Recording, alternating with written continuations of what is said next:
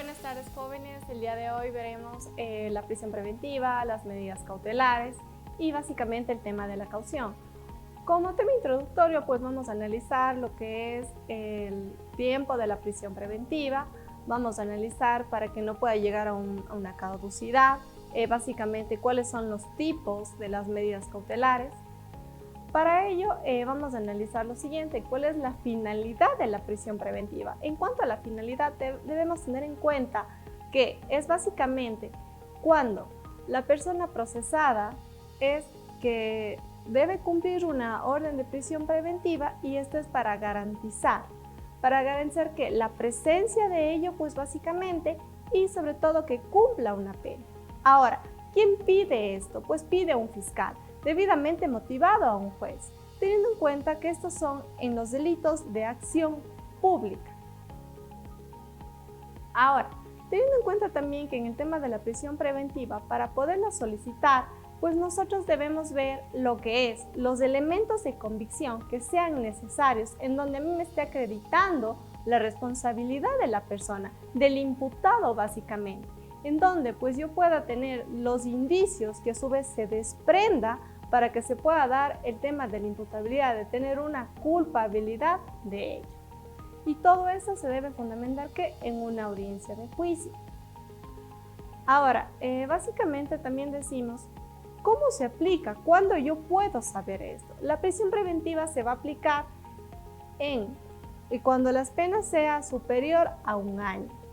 Ahora, existen muchos errores en el momento de cuáles son los elementos que yo presento para que se pueda dar una prisión preventiva.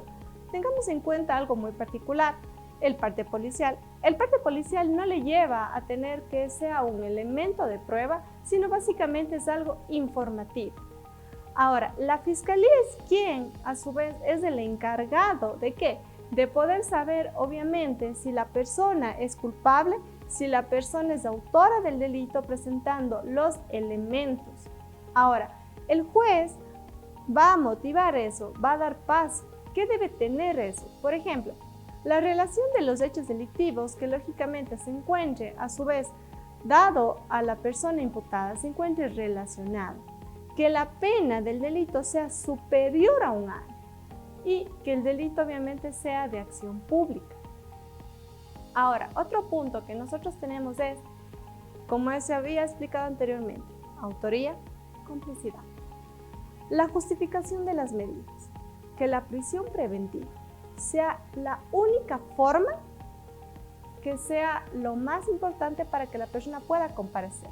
Es decir, que las otras medidas no sean suficientes para que la persona pueda estar presente durante todo el proceso. Aquí se van a aplicar ciertos principios: idoneidad, necesidad y proporcionalidad. Idoneidad, que sea apto, que sea lógicamente bueno y que él sea lo único que yo pueda aplicar. Necesario, lógicamente sí. ¿Por qué necesario?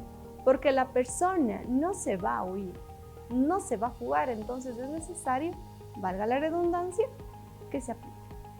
Es proporcional. Tengo una pena superior a 1 año, ¿aplica o no aplica? Por supuesto.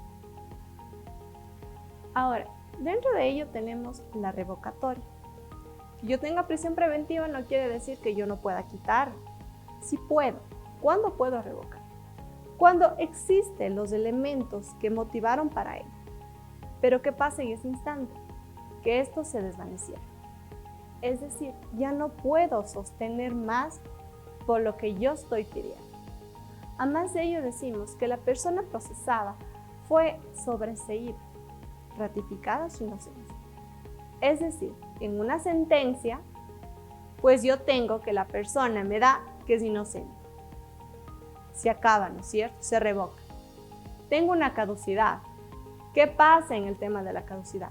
Que yo no puedo ordenar nuevamente el tema de la prisión preventiva. Se cumplieron tiempos, como se ha hablado, y ya no lo puedo de nuevo pedir. Nulidad. Por alguna acción u omisión dentro del proceso penal, yo solicité y algo produjo esa nulidad.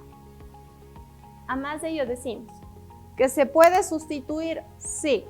pero hay casos que yo no puedo sustituir una prisión preventiva. Por ejemplo, yo no puedo sustituir en los delitos que tengan pena a su vez de superior a 5 años. Ejemplo, una violación. Yo no puedo decir, no, es que sí le puedo dar unas medidas sustitutivas. No, la violación yo no puedo hacer eso y así existirá otros delitos. Además de ello decimos, son los delitos de peculado. Obviamente que estos son en contra de la administración pública. Jamás yo puedo pedir una sustitución. Luego tenemos los sobreprecios en la contratación pública. Luego el tema de corrupción en el sector privado. Pues nosotros tenemos que el Estado va en contra de la corrupción, entonces jamás voy a dar una medida sustitutiva a ello. Luego encontramos de qué pasa cuando el juez ya dio una medida no privativa de libertad. No, es que yo no pude cumplir, es que yo no pasó esto, pasó el otro y el otro. ¿Qué pasa en ese sentido? Aquí obviamente el juez ordena de forma inmediata la prisión preventiva, ¿sí? Y lo anterior se deja sin efecto porque incumplió. En caso de reincidencia, ¿qué pasa en el tema de reincidencia? Fue ya sentenciado a un delito esta persona y resulta que le dieron medidas sustitutivas y a él no le importó, no lo cumplió, entonces se ordenó prisión preventiva. Pero en este caso sí quiero quiero medidas sustitutivas y no quiero prisión preventiva. No puedo hacer eso. Es reincidente. ¿Qué me garantiza a mí que esta vez usted sí va a cumplir? No, no se puede hacer eso. Ahora, dentro de la prisión preventiva existen casos especiales, por supuesto. ¿Cuándo? Se puede dar un arresto domiciliario o en efecto se puede dar una vigilancia electrónica.